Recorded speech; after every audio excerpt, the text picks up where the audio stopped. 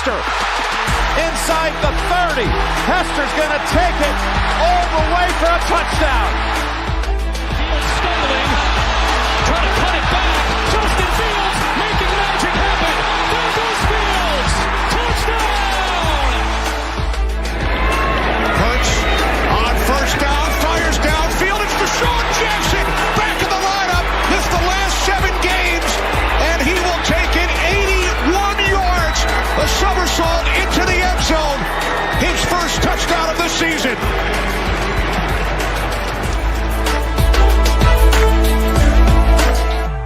You're listening to the Pigskin Project, the world's #1 football podcast. Now, with more insights on all things football, here are your hosts, Ben Hansen and Ryan Matthews. And as always, Matt Hartman as well. Ladies and gentlemen, welcome back to the Pigskin Project. Matt, where's your crazy header, man? You normally have like you don't have a headline this week. It's relatively tame this week. Just excited about the Super Bowl. Still on Ben, the Yes, coach. sure. Oh yes, yeah. No coach for the Saints yet. I'm sorry, buddy. I'm putting on the hat. No, I'm available. They honestly need to drive to Northwestern Indiana and interview you if you're asking me. You throw me down as a reference. And I'm not even gonna lie. If it's not gonna be Matt Hartman, I hear there's a new coaching candidate available in the Northwest Indiana area. I don't know if he's looking to come back to coaching, but I know he doesn't have a coaching job anymore. So, No, stop. That's so mean. Anyways, I don't know what his plans are, but Saints, man, give my boy a call. Yeah, I'm back. I guess that's kind of cool. I guess. Happy to have you back. Yeah, I guess. Yeah, it's fun. Yeah. So we've got a little bit of like a shorter show, I guess, today. Just because there's only one game to talk about. I wonder what that can be. So we'll talk a little bit about that as well as the Senior Bowl, and then we'll get you guys out of here to enjoy the rest of your week. There's a lot of big sports news going on. I'm sure there's going to be a lot more baseball news that drops, but I know basketball's going off right now. But enjoy your Super Bowl week before we get started. But yeah, let's drop right into weekly review. So Ben, can you tell us a little bit about the coaching hires that happened this week? Yeah, the main things are the hiring of, well, I guess the retaining of Patrick Graham, the Raiders DC, and then the hire of Chip Kelly as the OC for the Raiders, which I don't know how this man continues to find himself back in these conversations. To be frank, I think Ohio State probably upgraded just hiring Hartline back as their OC and just promoting him. And he signed a lucrative deal, Chip Kelly, to be the OC there as well. He's now making more money than Schottenheimer, which is absolutely ridiculous. And then the Jags were looking at one of the Rams assistant head coaches for their OC position. But then he opted out. And then, as we know, Saints still haven't really hired anyone yet. So still an open job on that front. And it still looks like is the front runner for that job, sadly. I just want to kind of shout out Coach Harry coming in saying good stuff, fellas. Good to hear from you, Coach Harry. Yes. Awesome. Matt, any comments about those coaching hires? Did you mention the Texans? No, I did not. The Texans hired the Rams tight ends coach, Nick Caley. That was the one I was most intrigued about because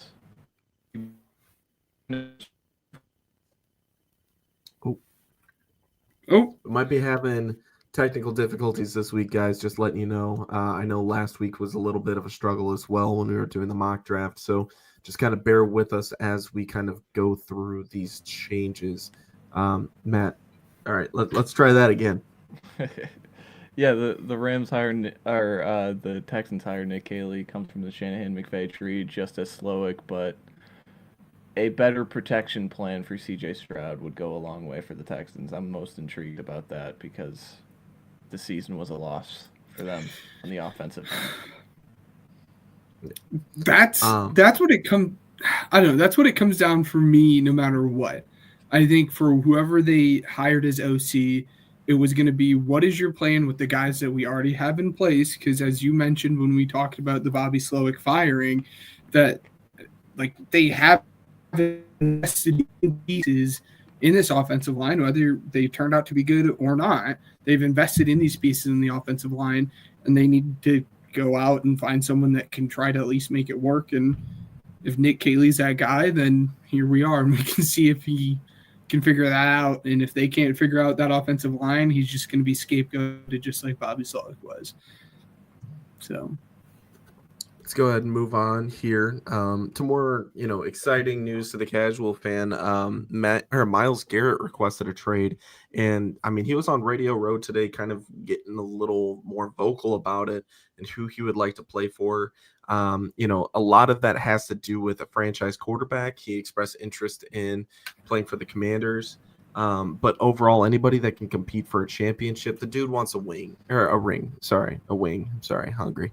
But he wants to go and win somewhere, and the Browns are not, haven't been for a long time, the place to go and do that. I get where he's coming from. He obviously, he's a great player, and at this point in his career, you got to start thinking about other things. And I don't hate it. As somebody with Browns family, Browns fans and their family, like, it's just, I feel for them because this is like your cornerstone piece. This is what you need.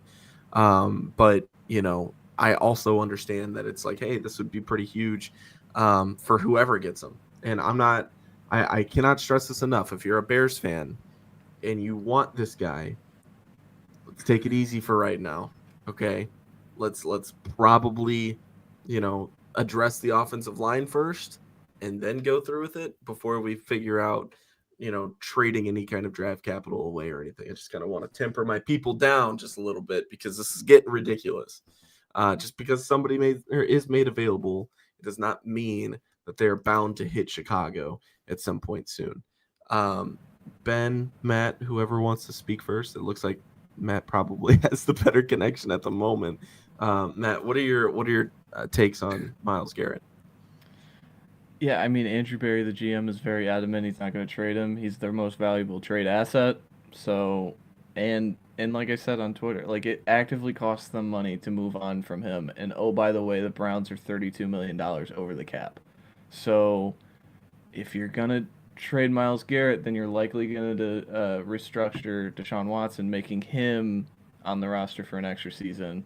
Do you want to do that? Do you want to hold off on the Garrett thing? Either way, they're at 2, so they could pick a guy like a quarterback and really save money, but still, I don't see it happening anytime soon. Ben? I think we're either going to see it draft night or very close to draft night, or it's going to turn into one of those training camp holdout situations. But as Matt had said, I'm going to kind of go the different route.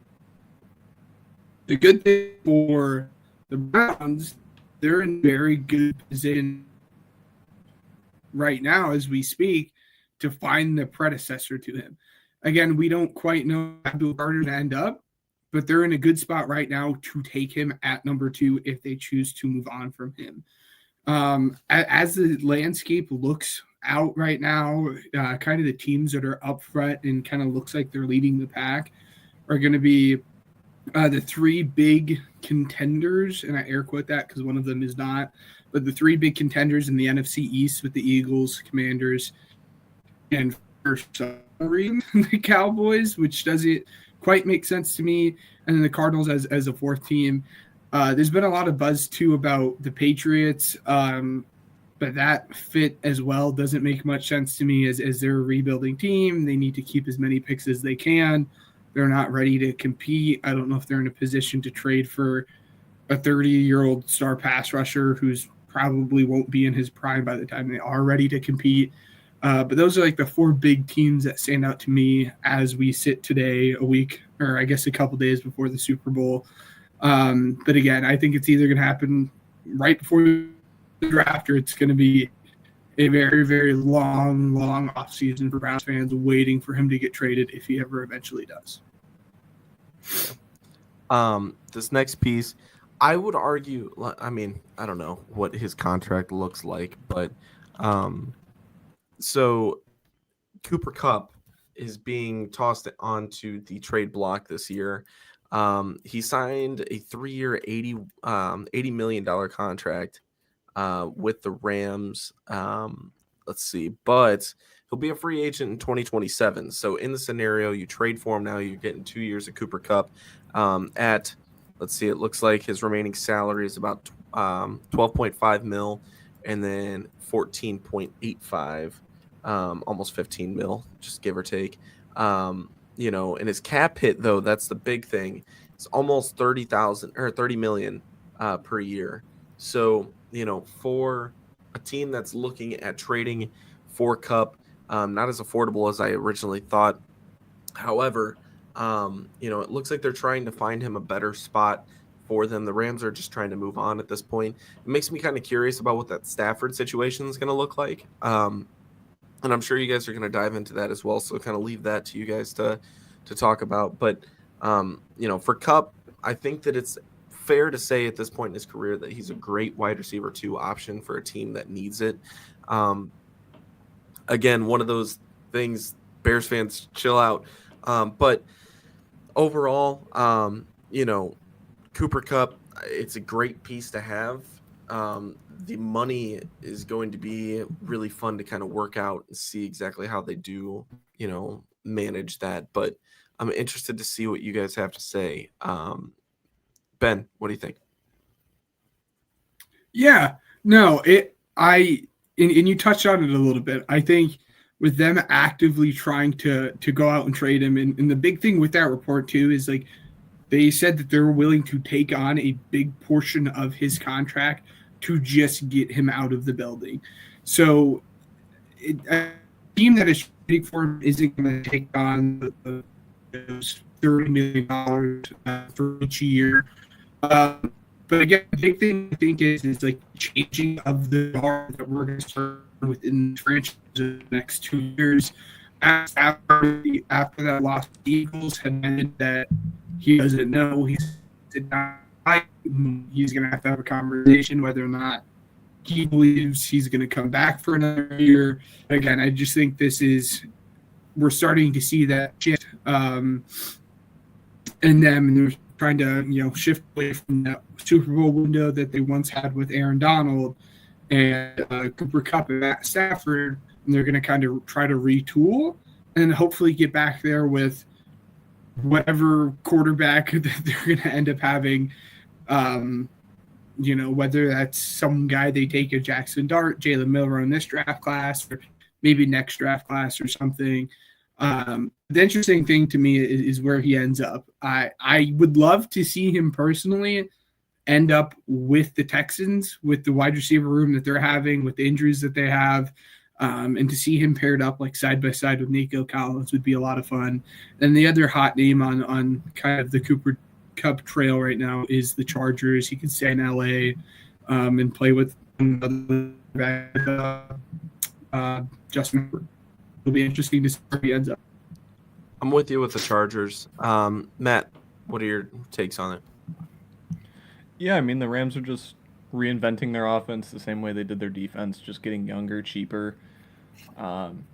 And so overall, it just doesn't make sense for Cooper Kupp to be on the same timeline. Like you said, the Stafford thing makes it really interesting because they could eat a lot of dead money for both of those guys just moving on. I wonder if the compensation coming back makes it worth it. We'll see. But if we're talking destinations, I hope if they swing and miss on a T. Higgins, I hope it's the Patriots. I think just getting a stable force in Cooper Kupp for a guy like Drake May would do wonders for him. Does it happen? I don't know. But yeah, it's it's fascinating because it just shows that the Rams are inching closer and closer of closing that. Oh, we might have lost him. While we're I think waiting you were on saying Matt, just yeah, staging like in the two different eras, ushering in a new yeah. there he is. I'm gonna go ahead and toss the Commanders into the hat as well for them. I think that it would be really cool to see, Jaden Daniels get a wide receiver too there. Somebody that can kind of lead in and usher in that next era, like you were saying, for whoever gets him. But nonetheless, it would definitely help out a team like the Chargers, Ben, like you noted. So overall, just something to monitor. I would say probably within the next couple months. I mean, anything could happen at this point. I know the Stafford trade to the Rams happened, I want to say, relatively close to the Super Bowl. I want to say it was around this time of like the league year when that trade was, pretty much set in stone. Obviously, teams cannot, fully, do it, make a trade right now just because it's not available. But, I'm sure talks are ongoing.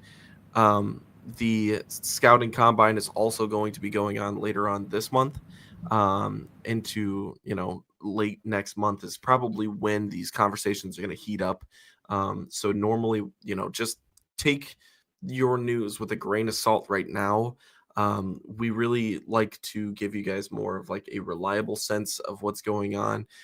So we might not cover every rumor in the book, but we'll probably talk about what will probably, or what we'd like to see, come up over the next few weeks. We've got a lot planned for the offseason. We're very excited about it. But let's go ahead and move on before we talk about the offseason.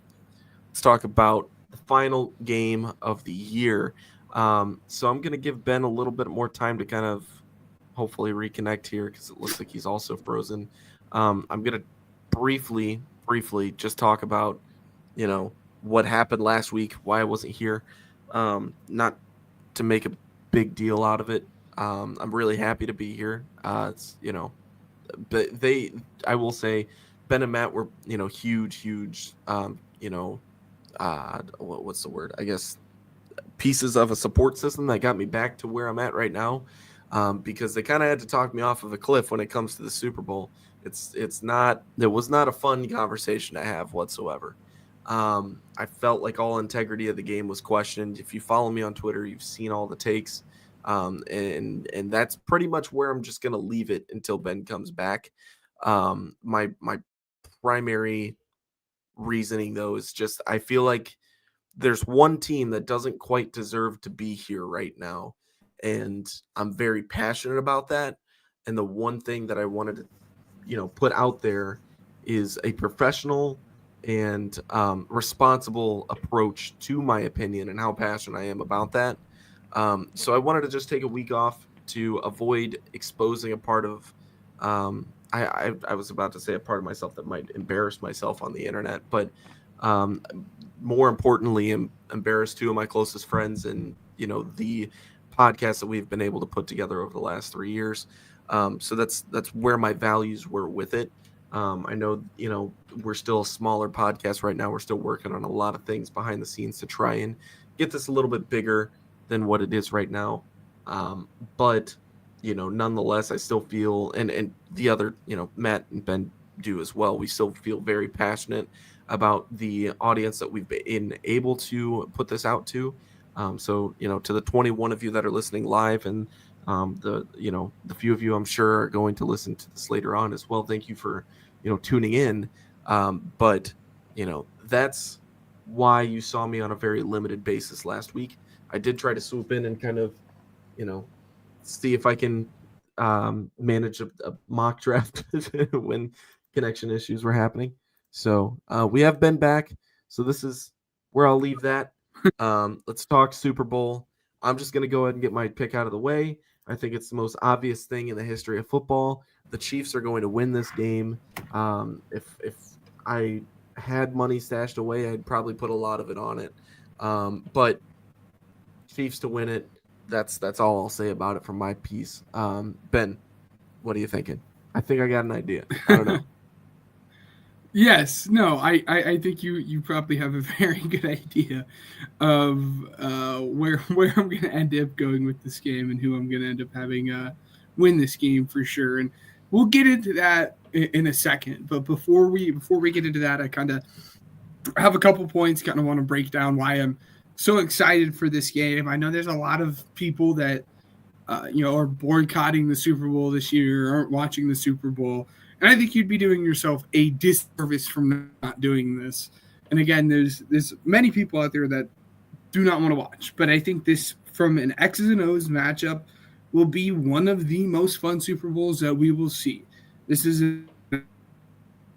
humming going up against one of the best defensive coordinators in all of college football, or in all of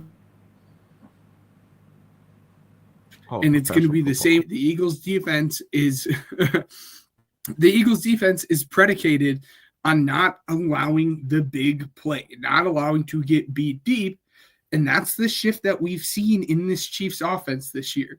They're not built on that Tyreek Hill offense that they had a few years ago, where they're going to try to take the top off and say we're going to hit these 2, 3, 4 big plays on you, and that's how we're going to win. This team is just brutally efficient. It is awful. So the matchup just alone is going to be very, very fun to watch. The Chiefs lead the league in yards after catch on passes behind the line of scrimmage. So your screen passes, kind of your end arounds to Xavier Worthy and whatnot. On the flip side to that, the Eagles defense leads the league in like the least amount of yards allowed for yards after catch on passes behind the line of scrimmage. So it really is going to be a strength on a strength in this matchup. And it's who is going to make the 1, 2, 3 big plays that's going to matter at the end of the game. It is just going to be a lot of fun. I think if the Eagles want to win this game, it is going to come down to not making turnovers, hopefully forcing 1 or 2 turnovers from Patrick Mahomes or from that offense, which they fumbled twice in that Bills game. See if you can continue to capitalize on that like you did against the Commanders and just run the ball. Mixon in their first playoff game averaged 4.1 yards a carry. And then the next week, James Cook averaged 6.5 yards a carry. So if James Cook and Joe Mixon can do that, what can Saquon Barkley do behind the heaviest offensive line in Super Bowl history? One of the teams that, again, is predicated on getting this ground game going. And if the Chiefs want to kind of send the run support blitz, well, guess what? You have A.J. Brown, Dallas Goedert, and Devontae Smith on the outside. So I think it's going to come down to the Chiefs kind of dialing up some very good blitz looks, which Spags is very, very, very good at doing, and attacking Oren Burks. Zach Ertz had 11 catches for 104 yards. I love Zach Ertz, but if Zach Ertz can do that, what is Travis Kelce going to do in this game? So that's kind of the picture, and that's kind of what the Chiefs should be attacking if they want to win that game. That being said, I think at the end of the day, this Eagles defense is going to not necessarily completely hold down Patrick Mahomes, but I think this Eagles defense is going to do enough. And I think it's just going to be a good combination of Saquon doing what he needs to do, Jalen Hurts not turning over the ball, making the plays when he needs to do, like he's done throughout the playoffs. And I think the Eagles are going to win this game. I'll say by a touchdown is where we're going to have it. But again, very excited to see the scheme side of this and where it goes on both offenses and defenses for both teams. So Eagles. Matt, where are you at on this one? All right. The Super Bowl is much more than just a game of an X's and O's.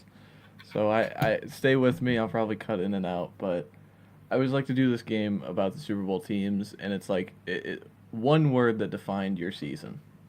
You know what I'm saying? And the Eagles this season you cannot talk about the 2024 Eagles without mentioning the 2023 Eagles and the way that ended. The last time they really had a statement win last season was against the Chiefs on Monday Night Football. And from that point on, they went like 1-5, lost in the playoffs. Jason Kelsey retires, and everything is the sky is falling. And Howie Roseman being able to have the one word, resiliency, to rebuild everything. Taking Quinyon Mitchell in the first round, and him not being just good, but being great, that James Bradbury is never going to see the field. Dropping Cooper DeJean instead of Avonte Maddox, bringing back C.J. Gardner-Johnson to be a real spine part of the defense. He'll be back shortly. Bear with us. Bear with him. Yes. Bear with me. Bear with me. You will be back. All right. There we go. We're still live. All right. But yep, Chauncey Gardner-Johnson being the spine. You can't mention the Eagles without like Zach Bond and Mekhi Becton coming in and being real, like Zach Bond being an all-pro player, a guy who, never played off-ball linebacker for the Saints. And he asked Vic Fangio in training camp, when am I going to rush the passer? And Vic said, we got a plan, don't worry. And he becomes an all-pro. Mekhi Becton is a real deal right guard and is going to get paid real deal money. And then, the offense isn't the part of the story for the Eagles season to me. Dropping Saquon Barkley takes you from top 3 to maybe top 2. It's one of those things where it's not an incremental movement for me, but this defense transforming itself from last season to this season was the story of the season. And then you get to the other side. You get to Mahomes and the Chiefs, and that one word is pretty simple. It's the same word that we described the Bradshaw Steelers, the Aikman Cowboys, the Brady Patriots. This team is inevitable.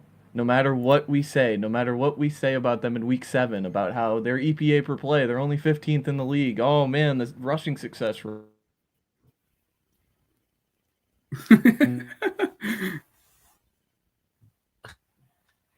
I was gonna say the one word's cheap, but it's each their own. Cheap. Just cheap. They beat the Bills. Magic. They beat the Bills in the postseason. The team they lost to, they lost 38-0 against the Broncos. Does that count? Not really. Carson Wentz was playing football, but they're just inevitable. It doesn't matter what we say about them in week 6, 7, 8, 9, 10. They're going to be in the spot, and they're continuously going to have the players to make the right plays and just have those little moments along the margins and be able to get to the spot again. And oh, by the way, they have an opportunity to accomplish something that's never been accomplished ever. So that's pretty cool. And the NFL is designed to stop this. It is designed for parity because you're supposed to have drop off in free agents. You're not supposed to retain all of your good players. You're supposed to rebuild this and retool this, and they continue to do so. And then just the physical fatigue, the mental fatigue, all of it. And they're in the spot again against a team that they know they played 2 years ago, but it does look different for both teams in a sense. So very excited for it. If gun to the head, I got to make a pick right now. It's fair. Give me Iguodala. Perfect. Building up the suspense for the audience, who he's going to pick. I have a sneaking suspicion I know who he's going to pick, and I think it's going to be a pick that I do not like. He is inevitable. Right, Matt? Yeah. Yeah, I'm not going to bet against 15. I'm just not going to do it. And if I look like an idiot, then, I died on my sword. I did it last week against Buffalo. Did it the week before against Houston. He's just going to do it again. That's what it is. You did it with Jaden Daniels. Both you did it with Jaden Daniels, and you both said, I'm riding with the better quarterback. I hope I'm wrong. You can be the better. I did not account for 7 rushing touchdowns. And still lose this game. I want to do this fun exercise before we move on. I kind of did this privately with the three of us when we're doing the Commander stuff, and I obviously think this is going to be much closer with the Chiefs. But let's run through kind of the list in terms of teams, because at the end of the day, the quarterback can be a super important position, and obviously one of the most important, if not the most important position in all of football, is a team sport. I think we're all going to agree on who's the better head coach and who's the better quarterback, correct? Yeah. Definitely. All right. No shocker there. All of us are saying, I don't think anyone, even Eagles fans, are going to try to make the argument that Jalen Hurts and Nick Sirianni are the better head coach quarterback duo. I do think Hurts needs some of his flowers. Look at what he's doing. Something like it just doesn't happen what he's doing right now, despite his team. He's the first quarterback in like a line of 19 quarterbacks that have made the first Super Bowl, lost it, and now have come back. So it truly is something special what he's doing. But obviously, Patrick Mahomes. The list included Kerry Collins and Rex Grossman. So, but he's doing something special. Wide receivers. He's great company. We're all agreeing the Eagles here, right? And running back? We're saying the Eagles for wide receivers. All right. I think we're going to both. I think. Too. Yes. Running back as well. I think we're going to go Eagles. I think offensive line, we can all confidently say the Eagles as well. Correct? Yeah. Probably. Correct. All right. So this is where it gets interesting. Tight end, we're going to give it to Travis Kelce, the greatest tight end of all time in many people's books. That being said, Travis Kelce, throughout the season, given he's kind of turned it on, as the playoffs had happened, did not have an amazing game last week. And Dallas Goedert, throughout the playoffs, since he's been healthy, has proven to be very, very good. So I'm giving this to the Chiefs. I think the Eagles and Dallas Goedert are a bit closer than what people want to say, and maybe it's a little bit of Dallas Goedert, but I think it's a lot of bit of Travis Kelce. But at the end of the day, Travis Kelce is just that old guy playing rec ball at YMCA who's slower, less physical than people, but is always in the right place, always making the correct plays when you need him. I think that's a perfect, Can I ask you a question? That's a perfect player comp for him, yes. So, I get it. You're an Eagles fan. It's awesome. Love you, buddy. Where's all the love for Dallas Goedert coming from? Have you not watched him throughout the playoffs? I feel like he's just an average tight end. I obviously I'm going to disagree, but I think he's very, very good when called upon. I think the reason his stats don't look very good is because he's playing in an offense with A.J. Brown, Devontae Smith, and Saquon Barkley. He put up even better stats when those guys weren't there, but he's just not the number one target. But look at him over the past 3 playoff games that they've played, and he's been pretty much the number one target every single game outside of this most recent one when it started clicking with AJ again. I mean, I get that. And it might just be the stats. I don't know. I mean, like you said, that's fine. The one thing that really stands out to me, I don't think it's that close between him and Kelce. I'm just because I mean, Kelsey's such a huge factor in this, and he can be at any point in time. You've got, and I'm not saying you're wrong. You know what I mean? I just think, this is another one of those cases where it's like, all right, you're inserting Cole Kmet. He's a mid tight end, and he can be a factor. Sure, if you throw it to him. Stop it. I think that if you use him correctly, sure, but. I mean, my thing is he's got, and I know that you want to talk, stats is just because you've got A.J. Brown and Devontae Smith. I get that. But, I mean, he hasn't performed. He's had 2 good seasons out of his entire career. He's not really big in the touchdown department either. He scored 4 or more touchdowns 3 times in his whole career. And, they've been to the playoffs how many times since 2018? To me, it's a lot.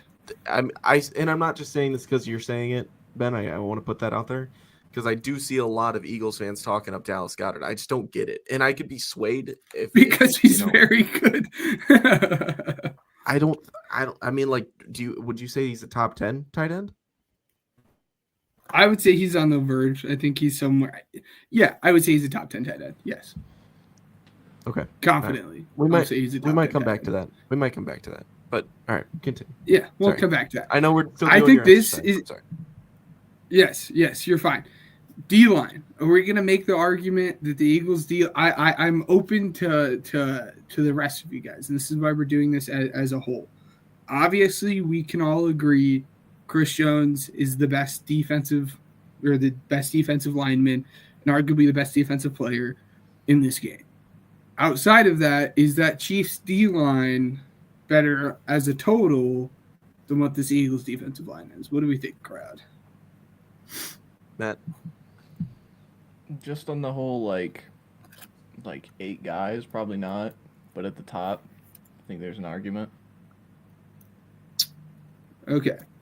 So, because I can, I'm going to put the Eagles. Linebackers. This is where it gets really interesting. I think if we're talking about linebackers, I think by far and away, if Nakobe Dean was still here, it would be the Eagles by a significant margin. Obviously, Nakobe Dean is not here. So how much are we weighing in the factor of it's Warren Burks and first-team All-Pro versus 2 very solid guys, and a guy, Nick Bolton, who made probably the biggest play in the Super Bowl. Obviously, at the time, we can look back at it. We can say it was other plays, but that was probably the biggest play in the Super Bowl in 2023. So where are we going with linebackers here? Philly. Okay. Yeah, I'd say I'm leaning Philly as well. Yeah, I'm happy about that. So secondary. I'm thinking it's the Eagles as well. As much as I like Trent McDuffie, I think the Eagles secondary as a total is better as well. Are we in agreement on this? With Cooper DeJean, Darius Slay, Chauncey Gardner-Johnson, Quinyon Mitchell, I think this is one of those close ones. Yeah, it's really close. It's really close. Well, you know what? We'll put it. I think as McDuffie is the better player. I think McDuffie and Jalen Watson as a duo are criminally underrated. So I would put them close to Mitchell and Slay, and then I think he might got him beat on the safeties. But even then, Brian Cook's not a shabby player. So yeah, it's up for no. I tend to agree. So we'll mark that down as a tie. And the reason I wanted to do this as a group exercise is because obviously I can come off as biased. That being said, going through every single position as a team, and obviously again we were in agreement that the Chiefs are the best at the 2 most important positions, in head coach and quarterback. Outside of that, the only position that the Chiefs are clearly better at is tight end. Wide receivers, Eagles. O-line, Eagles. D-line, Eagles. Linebacker, Eagles. Secondary, we said a tie. So Eagles are at 8 positions better than the Chiefs. The only place, again, the Chiefs have is tight end, head coach, QB. And I think we need to take this a bit into account as well. And yes, it is a quarterback in coaching heavy sport, but at the end of the day, it's a team sport. And it's who can make the plays that matter the most. And again, we can look down this and acknowledge that these are the most important positions. But Nick Bolton made the most important play of the game, a non-quarterback, a non-coach. So when we go through this, I don't know. On one hand, I want to say I am fairly confident the Eagles are going to win this game if we're looking at it on the scope and what the Eagles have done and what the Chiefs has done over the course of the season. But then when we take a broader scope out, it's Patrick Mahomes in the Super Bowl. Patrick Mahomes is more likely to make the Super Bowl than he is to complete a pass. That's how good this guy is. So to kind of bring us back into that conversation, it's tough. It's going to be a really fun game. As much as I would like to say I think the Eagles are absolutely going to win this game, I don't think I can say that. It's going to be fun. I'm excited to watch it. And hopefully I'm coming back next week. saying the Eagles are Super Bowl Not- champions. I yeah. don't have to suffer through the misery that I did 2 years ago now at this point. So it's going to be interesting to see. Go ahead. I'm sorry. Yeah. And then I was going to say, kind of moving on to the next point, just for clarification, I'm not betting on this game just because there's no amount of money that like I physically have that I could bet on this game that would make me happy if the Eagles lost. So if the Eagles lost and I hit a bet, there's no amount of money that I could win that I could feasibly place on the game that would supersede my sadness of the loss. There's no amount of money that I could gain that would outweigh how happy I'd be if the Eagles won this game. So I'm gonna take a step back. I'm gonna just enjoy watching the Super Bowl. I don't want to sweat out bets. I don't want to do any of that. I just kind of want to watch the game and hopefully enjoy it for a good football game. I want to briefly interject before we get more into pigskin payout, because I had brought up the tight end conversation when you were talking about it and everything. Whether or not Dallas Goedert's top 10, he's probably top 10. I just I made it to 7 guys that I like more than Goddard, and then I was kind of grasping at straws. So like, I'll give you top 10. That's fine. Out of curiosity, who were your top 7 guys? Just in no particular order: Brock Bowers, Travis Kelce, George Kittle, Mark Andrews, T.J. Hawkinson, Sam Laporta, and Trey McBride. Okay, I take that's all fair. of those I guys won't over make the Dallas argument. Goedert. That's really it. But that's where I draw the line in terms of like I can't find really anybody that's like I'd take Tucker Kraft over him. Tucker Kraft. Okay, so that makes 8 people. Do you take Kyle Pitts over him? I was No, going back. I'm done with Kyle Pitts. I'm done with that. Stop it. I'm just going Anyways, through teams in my head. While you guys talk, I'll throw out names. I do have a parlay for pigskin payout. He's back. Only a 3-leg. I don't have the odds because I wasn't. Like he never left. I didn't. No. Let's see. So I'll just piece it together here. So by the way, Chiefs are heavy favorites in this, as they should be. I have them winning. Just take Chiefs money line. I also have Jalen Hurts anytime touchdown and Jalen Hurts over 211.5 yards, passing yards, that is. That's plus 540 for the parlay. So I would say that's pretty free. These are heavy to me. favorites. They're minus 120. Heavier favorites than what they were when they first came out. I apologize. They're not really heavy favorites, but like they're heavier than they used to be. Okay. Sorry. Yeah, I should have clarified. But yeah, that's where I'm at with it. Don't bet against Patrick Mahomes. I don't care if the plus money is, teasing you just a little bit. Don't do it. Don't do it. Either take the Chiefs or don't bet the money line at all. That's what I would say. Matt, you got any parlays? I have one bet. What is it? The coin toss will be tails. Tails. Yes, I was going to say that. I was going to throw that in there. That's literally what I was going to say. It will be. Yeah. There's no historical data on my side. It just will be. Yes. Understood. No, that is literally what I was going to say my one bet was going to be. It's going to be tails. That's it. Hey, tails never fails. Neither does Patrick Mahomes in the Super Bowl. All right, College Corner. We're going to go ahead and talk about the Senior Bowl. Yeah, that guy's also kind of crazy in the Super Bowl. We're going to talk about the Senior Bowl. And by Eagles, I mean they are. So, The Eagles, might I add, by the way, Tony the Tiger coming and saying, "Yo, what's up, Tony the Tiger? Love your cereal, big dog." Anyways, the Eagles stopped the Patriots from their three-peat, and obviously it wasn't 2 and then 1, but in 2017 the Patriots won in 2016, Eagles won in 2017, and then they won back again in 2018. That's not the same. Obviously, it's not the same, but the Eagles prevented a three-peat there. Who's to say they won't do it again?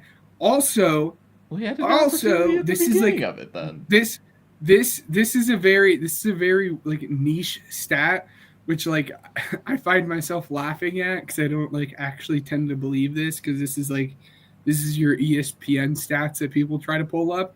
But when there's been a team having to travel to the East and a team having to travel from the West in terms of playing in the Super Bowl, because the Chiefs have to travel eastwards to New Orleans and the Eagles have to travel westwards to New Orleans, the team that has traveled westwards has never lost a Super Bowl. Obviously, don't actually like take that as any real advice towards anything. I just thought it was a really fun niche stat. So, All right. Senior Bowl, boys. What do you got for us? Because I did not pay attention to this whatsoever. I'll be honest. That's fine. We can start with Matt. Yeah, Matt. Yeah, I mean, my biggest winner was Elijah Arroyo, the Miami from tight end, or the tight end from Miami. Oof. Yeah, I mean, he is the short area burst in this class that I'm so intrigued about. I think he's a top 50 guy. He really showed a true vertical threat against safeties at Mobile. He just won all week, and he made some high point catches that I think he was my favorite winner of the week. Gray Zabel, IOL from North Dakota State, was another one. He just won every one-on-one that went up against him. I think he was just the best. And then a defensive guy. He was my biggest winner. Yeah. Gray Zabel was my biggest win. Like in terms of like stock as to like where Gray Zabel started to where he's going to end up late first round, early second round, he was my biggest winner of the Senior Bowl. But I'll let you continue. And then my favorite defensive. This Tony the guy, by the way, wants to talk to you. He said, Matt, I have a question. And he said, yo, Matt. Yes. So Tony wants to talk to you. What's up, Tony? But don't answer it if it's the question he's been repeating in the chat, because we will not be answering that question. Highly inappropriate. I see what you're trying to do. But anyways. I mean, my favorite defensive winner was Maxwell Hairston, the corner from Kentucky. I thought he was sticky in coverage. He's a true junior, one of the younger guys in the class on the defensive side. I thought he was just the best defensive player of the week. I mean, I think there's more to gain in one-on-ones on the defensive end for the corners rather than the edge position, because I think the receivers are designed to win one-on-ones, where the edge rushers are designed to win the one-on-ones in those settings. So, yeah, I thought Maxwell Hairston was the best winner on the defensive end for me, so I'll turn it over to Ben. No, I agree. I have a very long list of guys in terms of winners. And then I think there's a discussion to be had about losers, and we'll kind of get into why I think it's important to take away from the losers. Just kind of running down the list of guys, Gray Zabel was the biggest guy, again, as I said, just in terms of where he started to where he ended up. He was voted, I think, the best interior offensive lineman, and that's voted on by people you're going against. And then I think Connerly was voted the best overall offensive lineman, but that's besides the point. But honest question, Matt, did you know much about Gray Zabel at all before the Senior Bowl? Because I didn't. I knew he had short arms and he played tackle at North Dakota State.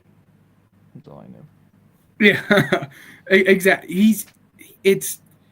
I forgot who said this, but he's kind of on the Graham Barton trajectory for me right now, and I love it. I'm here for it. And then in terms of the other small school offensive linemen who stood out to me, and again, I didn't watch the game. I don't know how he looked, but in terms of practice, Clay Webb, when I watched Clay Webb practice, I thought he looked good, and his ability, and it shouldn't be shocked. Clay Webb started out at Georgia. He was there at Georgia for 3 years, ended up transferring out because he wanted to get playing time elsewhere.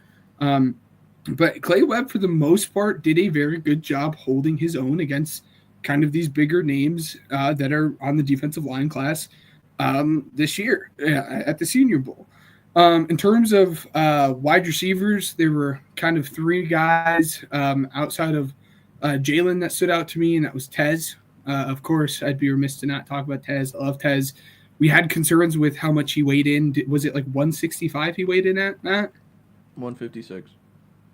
156. So when I remember when you had sent me that, we had a conversation about he needs to show that he can separate both on the line and then off the line. And he had done everything that he needed to do. If you look him up, you will find reps of him just making DBs look silly, not knowing where they're going. Higgins looked very good. He was another strong riser out of Iowa State for me.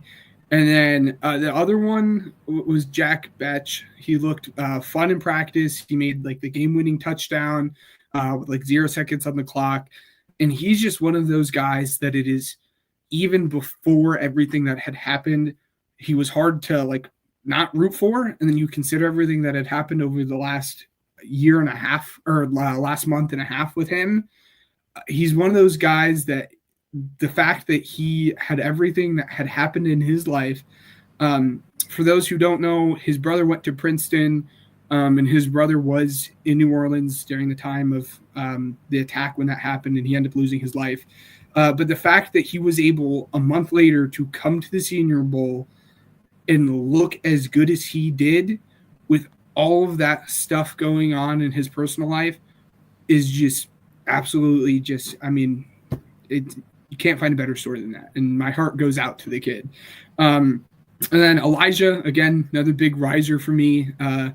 Again, he looks like he's going to be fun. He looks like he can separate. Again, there's these two distinct categories of tight ends, your inline guys and the guys that are actually going to be out there and catch passes.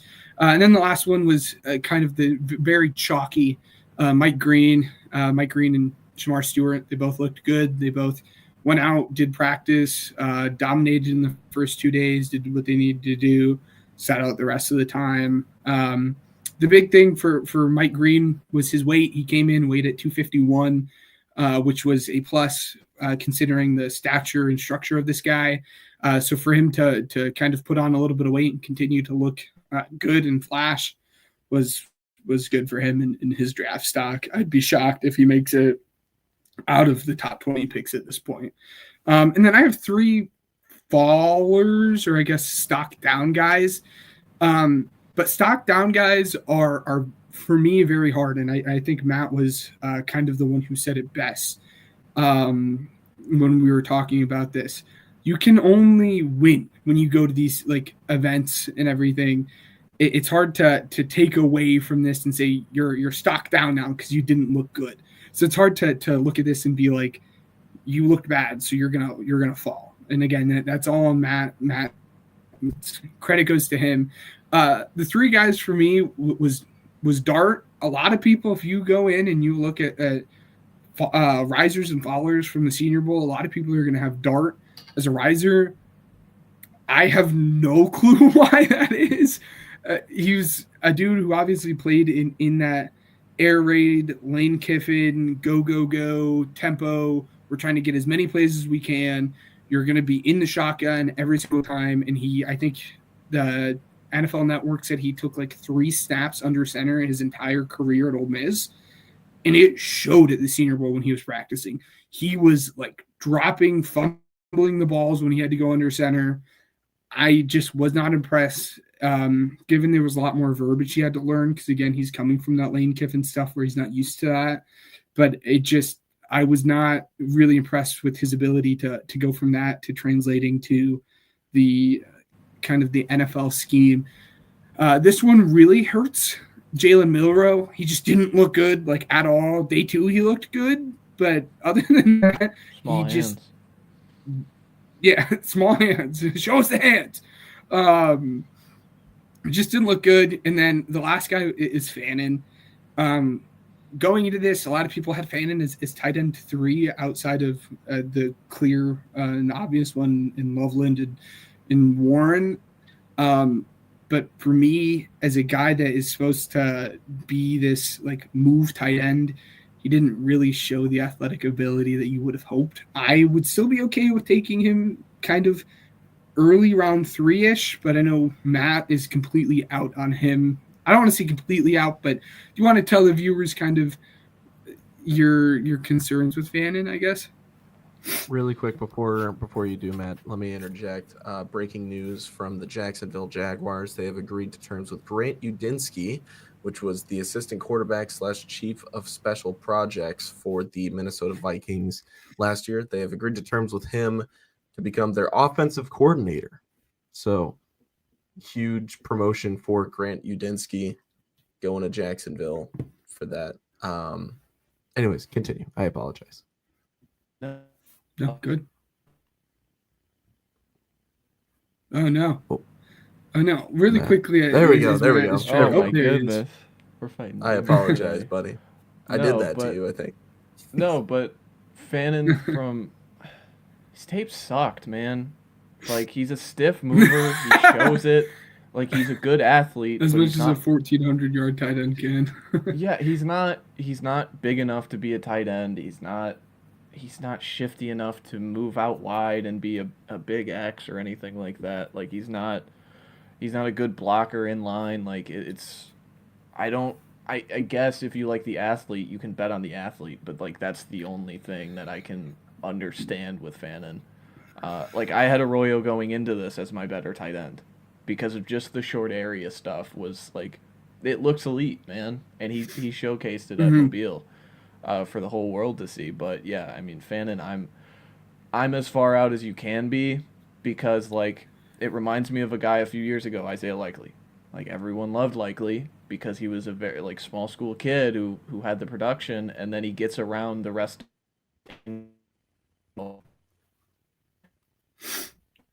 Gets around to the rest of the guys at the higher level of competition. I think Likely ended up running like a 4.7 or something, and ended up like dropping his stock like so drastically going into like that stuff. He was considered to be like one of these top tight ends, and then come draft day, Likely kind of fell.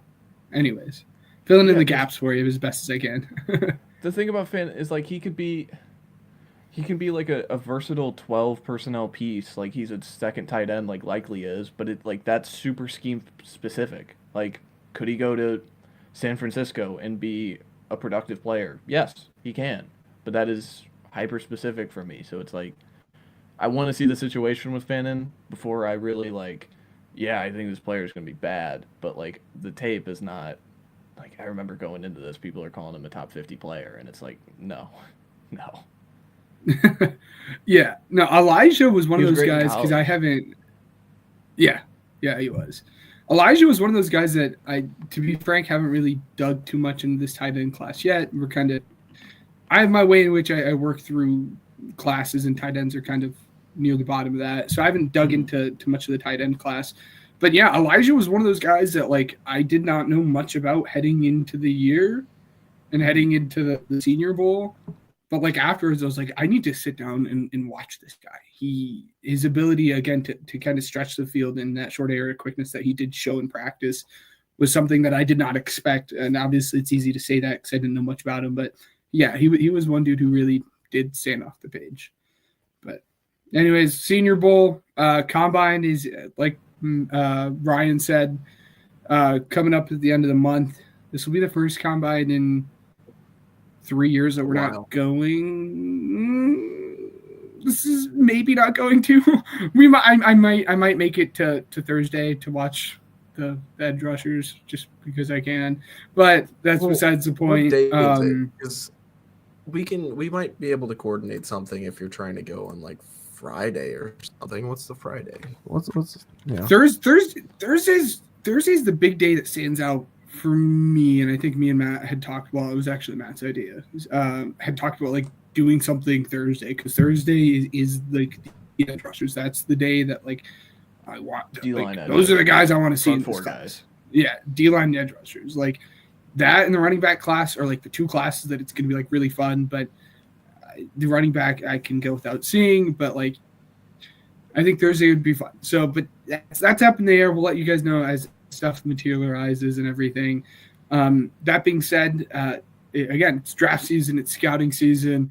Kind of expect, I think, and now that we have a third guy here, a guy that we can really like kind of dig into the meat and bones with, I'm going to say expect the same thing that you guys were used to last year in terms of spending a day per position, or spending a podcast per position on this. But as stuff speeds up, we can make adjustments, throw 2 position groups into one day or something. But kind of expect that same thing. Be a lot of bouncing back and forth ideas between the 3 of us. But now we're really digging into the meat and bones and scouting of it all when everything's coming to an end. That being said, any other words from anyone? I think we're good. Guys, we're more than likely going to be bouncing ideas off of each other within the next week or so, just because it's going to be a long off season, just to be completely honest with you. But expect a lot. I know I've been saying it for a long time, but we're looking into, I'll just break the news here. We're looking at rebranding, making it, keeping the name, obviously, but more so, changing the way things look around here. So we've been brainstorming about it. We'll see when it comes to fruition, hopefully soon. But fingers crossed. I don't know. It's gonna be awesome. Let's go ahead and play our favorite game, huh? Let's try one. Let's see here. Yeah, there we go. Make sure you don't do the same ahead. mistake I did. I jumped us right into hard mode for some reason last week. I have no clue why. What is this? All right, this is easy mode. So I'm gonna go ahead and go first, just to make it easy. Superman himself. Bears released a awesome hype reel on Caleb Williams, and it was amazing today. So, anyways, Ben, you want to go next? Highlight reel.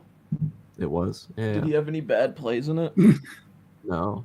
Oh, what? He's really good at football. It's awesome. 100% Okay. efficient. Travis Kelce. To my knowledge. Yeah. No. He has to be a wide receiver or running back. Not Travis Kelce. Derrick Henry. Matt. Oh, I'm covering up everything. So he's an AFC player. He plays receiver. He's likely 6'4". So he's younger than Caleb. So he's big, tall. Where's a low number? There's one guy that comes to mind, but his size doesn't. He's gonna keep us waiting. His size doesn't work out. He is gonna keep us waiting. Look at that! Look at that face. Look at that. That's a guy who's thinking very. This man. Yeah. Wait. Matt, what are you thinking? I'll go with Rashee Rice. I don't think he's that big enough, is he? Probably not. No, He's not even in there. He's not that young. He's not even in here. What? I have a guy who comes to mind, but You his go. size doesn't make much You go. sense. I'm gonna go ahead and go with Leggett. AFC. Yeah, you're right. But it is a wide receiver. There's a dude who comes to mind, but the size is not correct. I'm gonna say Polk, but it's not Polk because Polk I think is like 6'1", 6'2". And he's not even in here. Weddle, you're slacking, dude. Come on. All right, I'm gonna help us kind of with division. Not that I think that this is gonna help us, I guess, at all in terms of picks, but I'm gonna kind of help us out with the division. I'll say AD Mitchell. Sure, yeah, AD Mitchell. That actually makes that. What?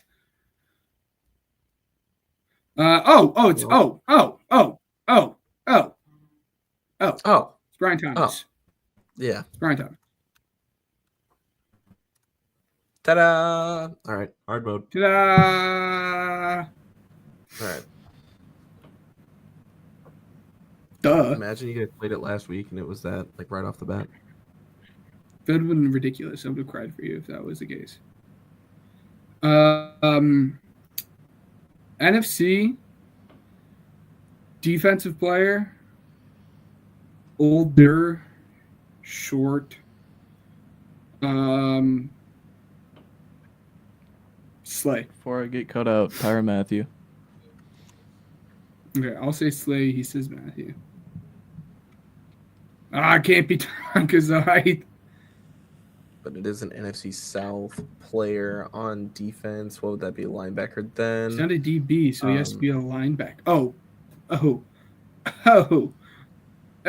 It's making sense. It's clicking now. God, dude, what is his name? That's who I. There you go. Yeah. That's who I thought it was. Yeah. Yep. Yeah, that's Awesome. what I thought it was. There you go. Woo! Yeah, Look at 1-1. That's what, like the Poor first one Matt. in like months. Sipping on Gatorade Plus or whatever that is. That's Gator Light, I think. Oh, I think so. Obviously not a basketball podcast, but Brandon Ingram for the Raptors for Bruce Brown, Kelly Olynyk, first round pick and second round pick. Whoa! There you go. Brandon Ingram to the awesome. Raptors. I don't think we're done yet. So. Anyways, ladies and gentlemen, thank you Yes. for tuning into the Pigskin Project. We'll be back next week after the Super Bowl. Enjoy yourself. Enjoy your weekend. Win a lot of money because winning money on the Super Bowl is awesome. Tails. I know a thing or two about it. Bet tails. The color of the Gatorade is Red. Green. purple. Green. It can't be purple, dude. It's purple. It's green. Why can't it It's be a purple? nice lemon lime. It's purple ash. Because nobody is drinking grape Gatorade. It was purple last year. It was purple last year. I'm Yeah, sorry, and they're wait a going to minute. change it up. Matt. It's Oh, wait, no, green. not Matt. Ben. You said green is lemon lime. Lemon lime Gatorade is yellow. Yellow. Know your ball. Come on. No, it's are a we light doing? green. It's a It's light not. green. You want to bet? I will Dude, bet I'm you actually right now. colorblind and it's yellow. It is a light Lemon- green. Look at Matt, and he froze, but he's so passionate when he froze. Look at this.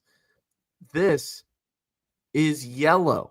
Lemon lime. That is a This is yellow. light green. That is a light green. Ben, turn around. Look at the flag behind you, and then look at this. This That is a light yellow. green. That is a light green. It is lemon lime. Dude, I am colorblind and that's yellow. That is lemon lime. That is green. With a hint. Just a taste. It's green. Just a Okay, taste. it's green. You guys are smoking something Lemons I are wish I was on right lemons now. are That's green. yellow and limes are green. Limes Did you know are that, green. Ben? Thank you. But Thank you, Yeah. Google AI. Gatorade uses FD&C yellow dye number 5 and lemon lime Gatorade. Why would it be green if they're It's using green. yellow dye in it? Dude. Come on. It's green. Clown. Green. Yellow. Look at that. It's in bold Green. on Google. I That's Okay. yellow, dude. regardless, we're arguing about a color that it won't be because it's going to be purple. Bet on it if you feel like losing money. You can We bet want on to thank that? Uppercuts Grooming, Oh, you Racial can Radio bet Sports on you, Network, dude. You can and bet. it's absurd. You can Um, bet. You can bet on like point toss, color of Gatorade, how long the national anthem is gonna go. Like you can bet on like anything you think you could bet on. Anyway, sorry. Let's wrap Yep. this up. There's a crazy world out there that you could go and place your money on whatever you want. Uppercuts Grooming, Regional Radio Sports Network, and Spotify for podcasters. Thank you for helping us grow as a podcast. Stay tuned for the off-season stuff. Thank you guys, all 27 of you guys that decided to watch tonight and more, because I know we lost just a few of you when we were talking about Gatorade color and whatnot. And we will see you guys next week. This has been the Pigskin Project.